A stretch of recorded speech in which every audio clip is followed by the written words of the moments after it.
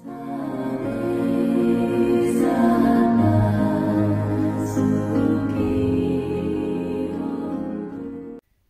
भीम, नमो बुद्धाय. बुद्ध धम्म शिकूयात बाबासाहेबांच्या दृष्टिकोनातून या उपक्रमातील आजच्या नव्या सत्रात पुनश्च आपल्या सर्वांचे मनपूर्वक स्वागत करते. बुद्ध धम्म आणि संघ या त्रिरत्नांच्या प्रभावाने आपण सर्व सजीव सुखी होऊयात ही मंगलकामना करते. मित्रमैत्रिणींनो, आपण बुद्ध आणि त्यांचा धम्म हा ग्रंथ आचार्य BC वानखेडे सरांकडून शिकून घेत आहोत. त्यांच्याकडून सद्यस्थितीत आपण खंड क्रमांक 6 मधील भाग क्रमांक 3 शिकून घेत आहोत. आता पुढील प्रकरण आपण शिकून घेण्याकरता म्हणजेच धम्माचे आलोचना जी झालेली आहे हा भाग शिकून घेण्याकरता आपण या सत्राची सुरुवात करूयात आणि सर्वांचे स्वागत करूयात. वंदनी सर, जय भीम. जय भीम सर, स्वागत आहे आपलं आजच्या नव्या प्रकरणामध्ये. आपण सर धम्माचे आलोचक बघून घेत आहोत. त्यामध्ये आपण दुःखावरती जी टीका टिप्पणी झालेली आहे, त्यानंतर अनित्याच्या सिद्धांतावरती जी टीका टिप्पणी झालेली आहे ती सुद्धा बघून घेतलेली आहे. आता याच 14 नंबरच्या प्रकरणामधील हा भाग क्रमांक 3 बाबासाहेबांनी टाकलेला आहे. तर इथे ते म्हणतात बौद्ध धम्म निराशावादी आहे का, म्हणजे ही सुद्धा टीका झालेली आहे की बुद्धाचा धम्म जो आहे हा धम्म जो आहे हा पूर्ण निराशावादीच आहे की काय, म्हणजे धम्मातील प्रत्येक तत्वज्ञानच निराशावादी आहे की काय असं कदाचित लोकांना म्हणायचं आहे.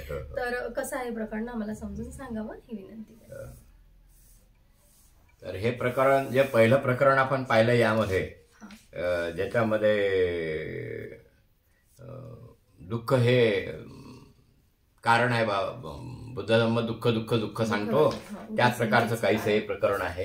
कारण या ठिकाणी 3च गोष्टी आहे ना, बुद्ध धर्माच्या दुःख, नित्य आणि अनात्मा. बस डोक्यात घालून घ्यायचं आहे, पाठ करून ठेवायचं. दुःख, नित्य आणि अनात्मा. म्हणून दुःख या संबंधावर खूप बुद्धावर टीका केली जाते. कारण बुद्धाचं तत्वज्ञान शिकवताना सर्वात पहिले दुःखच येते. सर्वात पहिले काय येते? दुःखच येते. म्हणून बुद्धाचा धम्म निष्क्रियवादी आहे काय, निराशावादी आहे काय, अशी मानसिकता लोकांची झालेली आहे. म्हणून त्यावेळेस त्या लोकांनी बुद्धाचा धम्म हा निराशावादी आहे आणि म्हणून तथागत बुद्धाचा धम्म निराशावादी निराशवाद निर्माण करतो असा आरोप केला गेला आहे. हा आरोप केला जाण्याची कारण प्रथम आर्य सत्य आहे, जे सांगते की जगात दुःख आहे. प्रथम आर्य सत्य डायरेक्ट सांगते. त्याच्यामध्ये जवळपास 12 गोष्टी आहेत.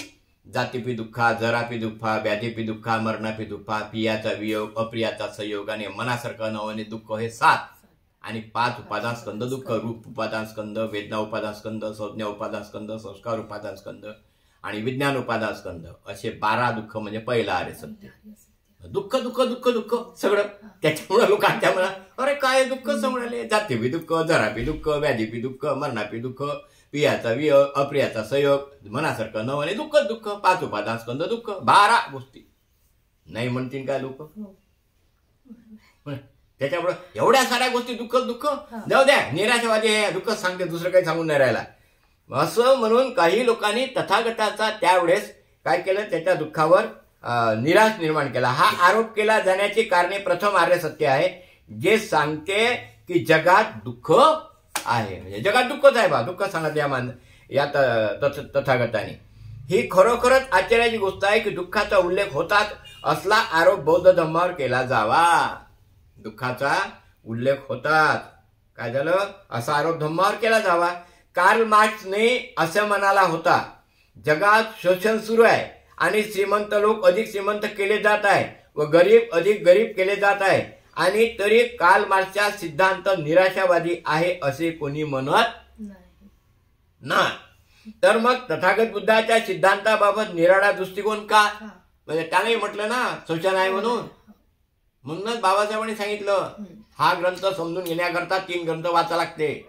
बुद्ध आणि त्याचा धम्म जे वाचन सुरू आहे, दुसरा बुद्ध आणि कार्ल मार्क्स, तिसरा क्रांती आणि प्रतिक्रांती. हे 3 ग्रंथ वाचल्याशिवाय हा धम्म बरोबर पटवून देता येत नाही. त्याला कोणी म्हणत नाही की निराशावादी आहे म्हणून, पण बुद्धावर मात्र आरोप केला जाते असं बाबासाहेबांनी या ठिकाणी स्पष्ट केलेलं आहे. म्हणून ते बुद्ध आणि कार्ल मार्क्स वाचणे फार गरजेचं आहे. जमलं आमचं तर हे झाल्यावर ते ग्रंथ आम्ही लावून टाकू, पाहू कसा वेळ आहे तसा. त्याच्यानंतर तर मग बुद्धाच्या धम्माच्या सिद्धांताबाबत निराळा दृष्टिकोन का? कार्ल मार्क्सच्या बाबतीत कोणी म्हणत नाही. बुद्धाच्या बाबतीत असे समजते की तथागत बुद्ध आपल्या प्रथम प्रवचनात म्हणाले होते की जन्म हे दुःखद, वृद्धत्व हे दुःखद, मृत्यू हे दुःखद आहे. ह्याचमुळे कदाचित त्यांच्या धम्माला या निराशेचा गहिरा रंग दिला गेला असेल. आता सांगितलं ना मी 17-12 गोष्टी. जन्म हे दुःख, म्हातारपण दुःख, बिमारी येणे दुःख, आणि मरण दुःख, जवळचा मरणे दुःख, ज्याच्याशी पडत नाही तो आपल्या जवळ येणे दुःख, मनासारखं नाही होणे दुःख. त्याच्यामुळे हे सगळे लोक, बुद्धाने हे सांगितलं, त्याच्यामुळे ह्या सगळ्या गोष्टी काय झालं की बुद्धाच्या दुःख या शब्दाला निराशावाद निर्माण केला. म्हणजे पहिला आर्य सत्तेच्या मध्ये जे दुःख दुःख दुःख सांगते त्याच्यामुळं. पण ज्यांना अलंकार शास्त्र अवगत आहे ते जाणू शकतील की हा एक अतिशोक्तीचा प्रकार आहे आणि परिणाम साधण्याचा चतुर साहित्यिक तो वापरतात. जन्म हे दुःखद आहे ही अतिशोक्ती आहे हे तथागत बुद्धाच्या एका प्रवचनाचा संदर्भ देऊन सिद्ध करता येईल की ज्यात त्यांनी सांगितले की मानव जन्म ही एक अनमोल वस्तू आहे. एका ठिकाणी बुद्धाने डायरेक्ट म्हटलं की मानव जन्म ही अनमोल वस्तू आहे. मानवाचा जन्म होतच नाही आणि एकदा झाला की तो अनमोल आहे, रत्न आहे ते मानव जन्म होणे, अनमोल वस्तू आहे. आणि शिवाय तथागत बुद्धाने दुःखाचा नुसता उल्लेख केला असता तर हा आरोप मान्य होऊ शकला असता. निव्वळ दुःखच आहे बा, पण जन्म होणे ही देखील अनमोल वस्तू आहे हे बुद्धाने पटवून दिलेलं आहे. पण तथागत बुद्धाच्या दुसऱ्या आर्य सत्यात दुःखाचा नाश केला पाहिजे ह्यावर विशेष भर दिला आहे. बाबासाहेबांनी 2 आर्य सत्य सांगितले. या जगात दुःख आहे आणि दुःख संपवण्याचा मार्ग आहे. मग इथं म्हटलं तथागत बुद्धाच्या दुसऱ्या आर्य सत्यात दुःखाचा नाश केला पाहिजे ह्यावर विशेष भर देण्यात आलेला आहे. दुःखाचा नाश म्हणजे अष्टांग मार्ग. दुःखाचा नाश करण्याच्या कर्तव्यावर भर देण्यासाठी त्यांना दुःखाचे अस्तित्व सांगावे लागले. सोपंच आहे, किती सोपं आहे. एखाद्या खोलीमध्ये साप निघाला, लोकांना माहितच नाही, एखाद्या माहित आहे, त्याला जर सांगितलं नाही ह्या खोलीत साप आहे म्हणून, पण सांगायला लागेल ना साप आहे म्हणून, तेव्हाच तिकडे जाणार नाही तो माणूस. तसंच आहे बुद्धाचं. बुद्ध म्हणतात ह्या जगात दुःख आहे ना, दुःख निवारण्याचा मार्ग देतो. किती सोपं आहे. तरी बुद्धावर आरोप केला जाते, तरी कारण दुःख दुःख सांगते. म्हणून बाबासाहेबांनी डायरेक्ट म्हटलं बुद्धा म्हणजे त्या 4 याच्या परिचयामध्ये बुद्धांचे प्रश्न जे बुद्धावर केलेले जे 4 गोष्टी आहे परिचयामध्ये ते प्रश्न निर्माण केले. बुद्धाचे आर्य सत्य 4 की 2? 4 की 2? तर बाबासाहेबांनी 2च ग्रंथ आहे, 2च लिहिलेले आहे. कारण या जगात या लोकांवर आरोप केल्या जाते ना, ह्याच गोष्टी आरोपामुळे हे सिद्ध करण्यासाठी आपल्याला बुद्धांनी कालमास वाचा लागते. त्याच्याशिवाय पर्यायच नाही आहे. कारण समजून घ्या लागेल ना बुद्धावरच का बा काय करणं आहे, त्याचे कारण काय. तर या जगामध्ये जे प्रतिक्रांती झाली त्या प्रतिक्रांतीमध्ये बुद्धाचं सगळं साहित्य चोरल्या गेलं आणि ते चोरून वेगवेगळ्या पद्धतीनं आपल्या याच्यात मान्य केलं. बुद्धाची शिकवण ही कशी पंचर करता येईल, त्याला कसं आपल्याला डामाडोल करता येईल, म्हणून त्यांच्या दुःखावर आरोप, त्यांच्या अनित्यावर आरोप, त्यांच्या धम्मावर आरोप, त्यांच्या स्वतःवर आरोप, असं करून. पण काय आहे, सत्य कधी सत्यच असते. चंद्र, सूर्य आणि काय म्हणतात सत्य, ह्या 3 गोष्टी सत्यच आहे. त्या प्रूव्ह करायचं कारण नाही आहे.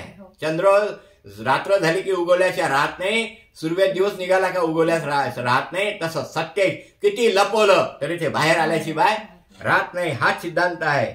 आणि म्हणून शिवाय तथागत बुद्धाने दुःखाचा नुसता उल्लेख केला असता तर हा आरोप मान्य होऊ शकला असता. पण तथागतांनी दुसऱ्या आर्य सत्यात दुःखाचा नाश केला पाहिजे ह्यावर विशेष भर देण्यात आलेला आहे. दुःखाचा नाश करण्याच्या कर्तव्यावर भर देण्यासाठी त्यांना दुःखाचे अस्तित्व सांगावे लागले. अरे दुःख आहे ना, चाल ये सुखाकडे, ह्या खोलीत साप आहे ना, जाऊ नको तिकडे. पहिले सांगा लागेल साप आहे, काऊन नको जाऊ असं विचारण्याच्या आधी साप आहे ना इकडे, काय तर सुख सांगतो बा तू, पहिले दुःख समजून घेणं. म्हणून पहिले दुःख समजून सांगितलं बुद्धाने. म्हणून बुद्धाचा धम्म निराशावादी नाही आहे. दुःख नाहीसे करावे ह्या गोष्टीला तथागतांनी फार महत्व दिले आहे. कपिलाने दुःखाचा फक्त अस्तित्व जाहीर करून त्याविषयी अधिक काही स्पष्ट केले नव्हते. असे जेव्हा त्यांना आढळले तेव्हा असमाधानी होऊन त्यांनी आलार कालम मुनीचा आश्रय सोडला. मग हा धम्म निराशावादी आहे असे कसे म्हणता येईल. कारण कपिलाच्या सिद्धांतानं बुद्ध हे प्रभावित होते, कारण त्यांनीच पहिल्यांदा मांडलं की या जगात दुःख आहे. काय म्हटलं त्यांनी? या जगात दुःख आहे. पण क्लिअर स्पष्ट केलं नव्हतं, त्याविषयी अधिक माहिती कसं दुःख आहे बा ते, म्हणजे दुःख निर्माण होते कसं आणि त्याच्यावर इलाज कसा, हे सगळं बुद्धांनी शोधलं. आणि मग त्या आलार कालमलाही सोडून दिलं, त्याचा आश्रम सोडला. मग या धम्म निराशावासी आहे असं कसं म्हणता येईल? दुःखाचा नाश करण्यात जे उत्सुक आहे अशा गुरुवर निराशावादाचा, निष्क्रियवादाचा आरोप कसा करता येत नाही? त्यांच्यावर असा आरोप करता येत नाही, कारण दुःखाचा नाश करण्यात ते उत्सुक आहे ना, त्यांनी सोडला तो मठ. त्याच्यावर कसा काय आरोप करता येईल? मग तुम्हीच विचार करा. नाही, कपिलाचा सिद्धांत त्यांना माहित होता की दुःख आहे बा, पण दुःखाला संपवण्याकरता त्याच्यावर दुसरा आर्य सत्य शोधण्याचा काम हे बुद्धांनी केलं. म्हणून प्रत्यक्ष समुत्पात बुद्धाच्या नावाने खपल्या जाते. तसा प्रत्यक्ष समुत्पात पहिल्यांदा दुःख आहे दुःख आहे असं सांगणारा कपिल होता, कपिलाने मांडला. परंतु त्यावरचा उपाय हा शोधून काढणारे जर कोणी असेल, म्हणजे वेदना पच्चाय तना म्हणण्याऐवजी वेदना पच्चाय प्रज्ञा अशी शोधून काढणारे बुद्ध आहे. हे आपण मागच्या काही प्रकरणात पाहिलेलं आहे. बरोबर लक्षात घ्या, फार महत्वाचं आहे. आणि म्हणून बुद्धावर निराशावादी आहे असा आरोप कधीही सिद्ध होत नाही आहे. साधू साधू साधू, फारच सुंदर, फारच सुंदर, खूपच सुंदर पद्धतीने सरांनी समजून सांगितलेलं आहे. आणि बाबासाहेब काय ज्ञानी असतील सर, असं वाटतं की जेव्हा त्यांनी ह्या प्रत्येक गोष्टीला कशा पद्धतीने, किती सुंदर पद्धतीने समजून सांगतात. ते आपल्याला लिहिलेलं आहे, ते त्यांनी त्या ग्रंथामध्ये अशी रचना केलेली आहे. अफाट अशा तत्वज्ञानाला असं सोप्या पद्धतीने आपल्याला इथे लिहून सांगितलेलं आहे त्यांनी. पुढील सत्रात, पुढील प्रकरणात ह्या सर्वश्रेष्ठ ग्रंथ म्हणून, कारण हा त्रिपिटकाचा सार ग्रंथ म्हणून आहे, याला शिकून घेण्याकरता पुढील सत्रात भेटूयात आपण. सर्वांचे मंगल हो, कल्याण हो. सर्वांना जय भीम, जय भीम. जय भीम.